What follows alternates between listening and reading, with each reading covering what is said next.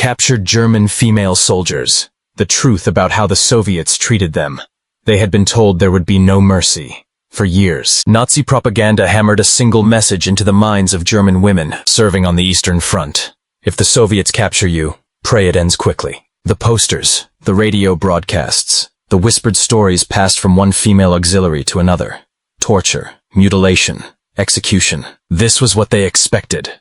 The horror they believed awaited them if the Red Army ever broke through. But when that moment finally came, when the front collapsed, when the boots of Soviet infantry finally marched past their dugouts and aid stations, what actually happened shocked them, because the reality, documented in interrogations, diaries, and cross-examined POW reports, was not the nightmare they had been taught to fear. It was something else entirely. Something almost no one today expects. By 1944, as Germany bled manpower across the collapsing Eastern Front, more than 500,000 German women were serving in uniformed roles. Radio operators, anti-aircraft auxiliaries, nurses, communication staff clerks and interpreters, Signal Corps field hospital attendants, Luftwaffe flak helpers, Red Cross volunteers. Most never touched a rifle, most never saw combat. Most were teenagers, 18, 19, 20 years old, sent east to fill non-combat manpower shortages on Eastern Front. There's no such thing as a safe posting. The Soviet advance didn't distinguish between combat and support zones. And in the final months of the war, as the German front unraveled, thousands of these young women found themselves cut off, encircled, or abandoned by retreating units. Some surrendered in makeshift field hospitals. Some were captured in collapsed trenches. Others were rounded up in villages where panicked civilians had fled. For most of them, the first emotion was not physical fear, but psychological terror, because of everything they had been conditioned to believe. The Nazi leadership understood propaganda well. They knew that soldiers who feared the enemy fought harder. They also knew that German women, especially, were powerful symbols of racial ideology. So they bombarded female auxiliaries with stories meant to stiffen resolve. Soviet soldiers butchered captured women. Captured nurses were violated for days. Female communications staff were executed on the spot. No German woman should ever fall alive into Bolshevik hands.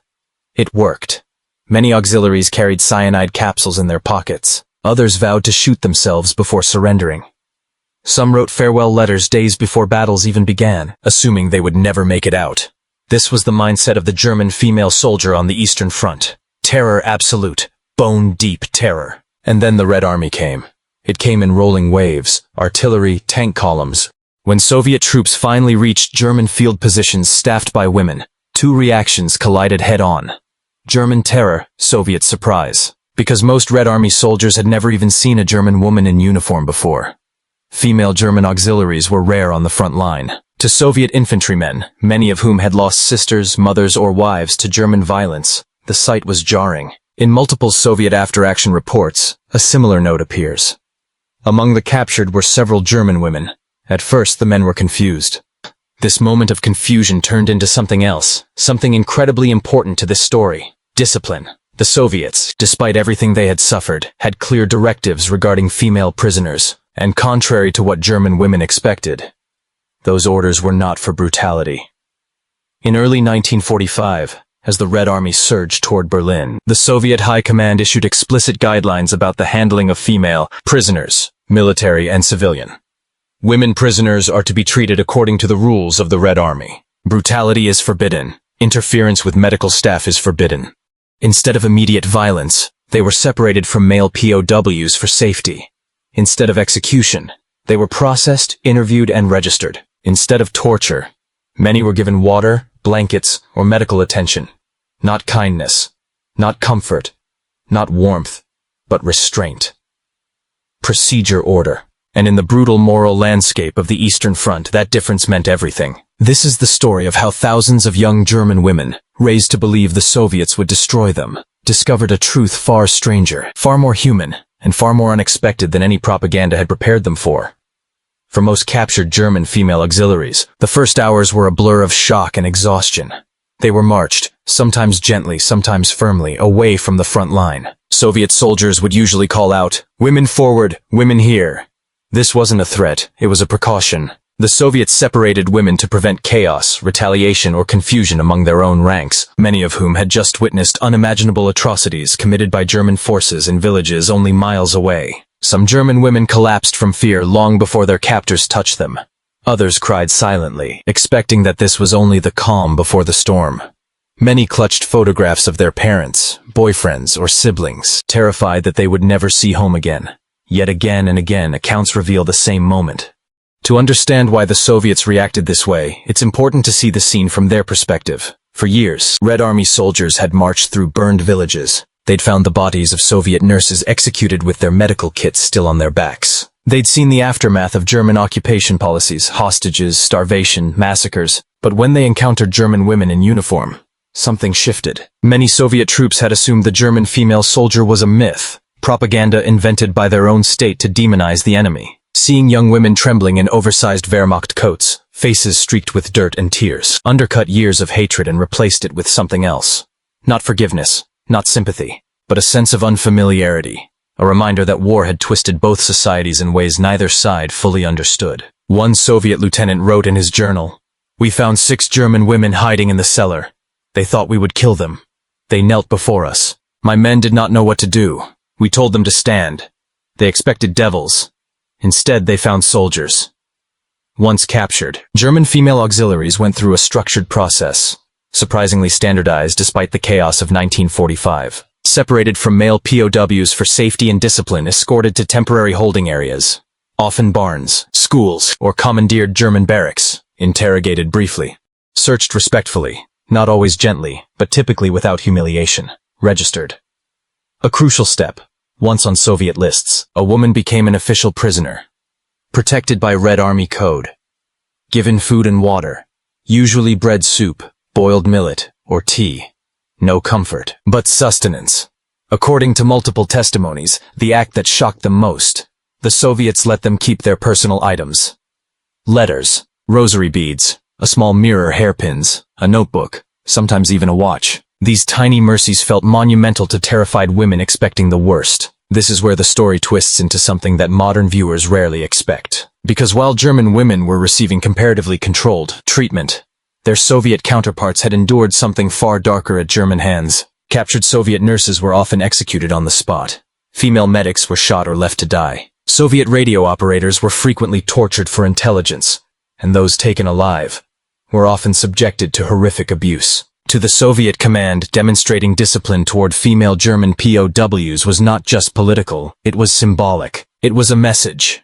We will not become what we fought against. This doesn't mean all Soviet treatment was gentle or kind. There were harsh marches, punishing hunger, fear, interrogations, threats, and certainly, in some areas, Soviet discipline broke down. But compared to the systemic brutality, one captured German signals operator, age 19, wrote in her post-war statement, "I believed they would kill me at once. When I cried, the soldier guarding us said, 'No one will hurt you. You are a soldier, like us.' I did not understand. I expected death. I received water." Another woman, a Luftwaffe Flakhelferin, recalled, "The Russians looked at us as if we were children. They asked why we were wearing uniforms. I told them we had no choice." One soldier nodded, as if he understood too well. And from a German Red Cross volunteer, "They told us we would be treated as prisoners of war. I had not believed Soviets even had rules. Everything I feared did not happen." These testimonies aren't isolated. They appear repeatedly across interrogations, memoirs, and Red Cross archives. The emotional thread is always the same: shock, disorientation, a collapse of propaganda, a sudden, jarring realization that their captors were not what they had been taught to expect. But if the first encounter was often surprisingly controlled, the journey that awaited them was not easy.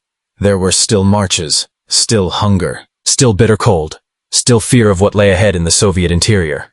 Some wondered whether initial gentleness was a trick. Others feared that discipline would break once farther from the front. No one knew what a Soviet POW camp for women looked like. And so, with everything they had believed now inverted, the march to the rear began quietly. No shouting, no beatings, no chaotic terror. Just the sound of boots on frozen soil, a column of exhausted women walking under guard as the Red Army continued pushing west behind them. For many of the German auxiliaries, this was the moment their fear returned. The frontline Soviets may have shown discipline, but what about the soldiers deeper inside the country? What about NKVD units? What about the labor camps they had heard whispers about? The young women walked with heads lowered, arms wrapped around themselves for warmth. Some still cried quietly. Others walked in a numb trance, minds drifting back to the warnings they had grown up with. The Soviets will drag you to Siberia.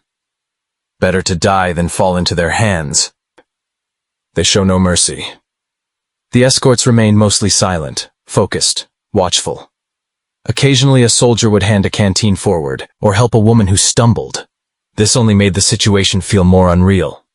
When the column reached the first Soviet field checkpoint, the women braced themselves. Here stood NKVD officers, stern-faced, long-coated, symbols of Soviet authority. Surely these men would unleash the brutality they had been warned about. Instead, the senior NKVD officer walked down the line, inspecting each face with an expression devoid of cruelty, simply performing duty. He stopped before one terrified Luftwaffe helper who was openly trembling. Protection. The first major stop was usually a Soviet transit camp, the staging point before longer-term assignments. From Soviets? In the middle of a war Germany was losing?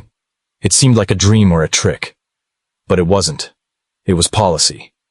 Eventually, the women were loaded into rail cars. To their shock, they weren't packed in with male POWs. They were placed in women-only cars, crowded, cold, and miserable, but safer. Inside those cars, fear mixed with bewilderment. Some women whispered, "Maybe they're saving us for something worse. Maybe they haven't shown their true faces yet." Others began to question everything they had been told. Why haven't they heard us? Why didn't they kill us when they could have? The rail cars rattled east for hours, then days. They stopped at junctions where Soviet civilians stared through slitted windows. Some spat, some shouted curses, but others simply looked on with tired, empty expressions. People who had lost too much to hate with energy anymore. And through it all, the Soviet guards maintained strict order. Some were gruff, some indifferent. Here, the German women expected the facade to drop, expected cruelty to begin. Instead, they encountered a different kind of shock. Women, Soviet women. NKVD female personnel staffed many sections of transit camps specifically for female POWs. These women were not sympathetic. They had lost families, towns, entire futures to the German invasion. But they were not brutal either. Their interactions were brisk, unsmiling, and businesslike. Stand here. Give name. Unit. Remove coat for inspection. Next.